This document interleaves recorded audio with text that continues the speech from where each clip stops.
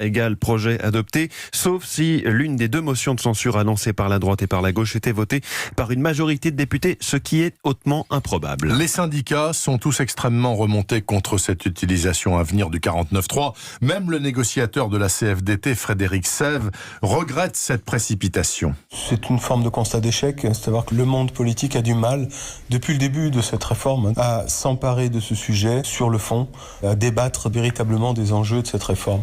Cet épisode en est l'ultime illustration. Notre réaction, c'est que le texte en l'état est insuffisant. Pour nous, il est insatisfaisant. Le Premier ministre ouvre la porte à des améliorations. Reste à savoir lesquelles. Quel texte va passer avec le 49.3 ?